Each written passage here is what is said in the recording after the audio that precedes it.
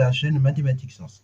Dans cette toute nouvelle vidéo pour les premières en spécialité mathématiques, je vous propose d'apprendre à déterminer une formule explicite, et cette fois-ci dans le cas d'une suite géométrique.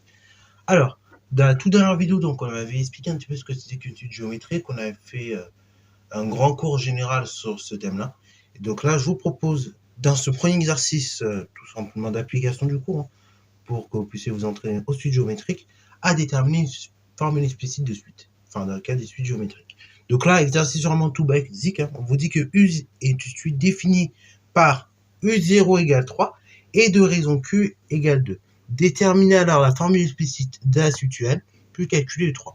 Alors cette suite, j'ai oublié de le préciser, mais on peut dire qu'elle est définie pour tous les entiers naturels, ok, de plus. Donc pour ceux qui sont chauds, vous pouvez mettre la vidéo en pause, ensuite on va corriger. Et sur ce donc, c'est parti mon kiki. Alors, là, quand on dit suite géométrique, alors du coup, ici, j'ai oublié de vous le mettre aussi décidément. Bon, c'est marqué sur le titre, mais c'est vrai qu'on peut préciser. Donc, et parce que sinon, c'est une indication très importante que vous loupez. Du coup, ici, on parle de suite géométrique. On dit que U, c'est une suite géométrique. C'est très important. Déjà, après un chose suite géométrique, on sait qu'on va parler de formule explicite. Donc, il faut que je me rappelle de mes deux formules. Ok, que je connais sur la suite explicite pour les suites géométriques. Donc on sait que U est suite géométrique est définie par U0 égale 3 et Q égale 2. Bon, là il n'y a pas 150 millions de formules, hein, qui utilisent U0 et Q.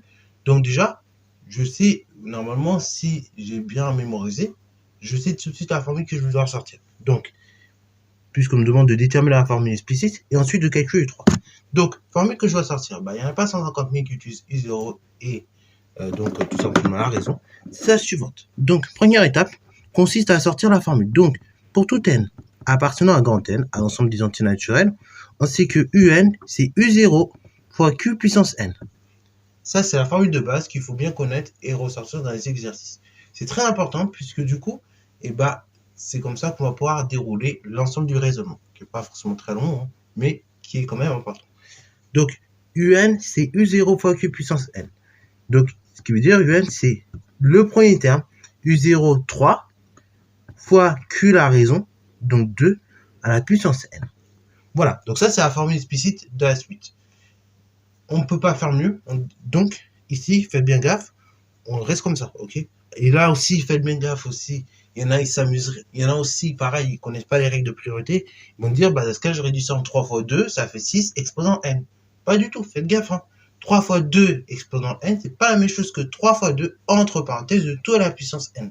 Parce que si, peut-être vous avez oublié, mais en fait, il y a une priorité d'abord au calcul de puissance, puis ensuite à la multiplication. C'est ce que nous allons voir justement en calcul U3.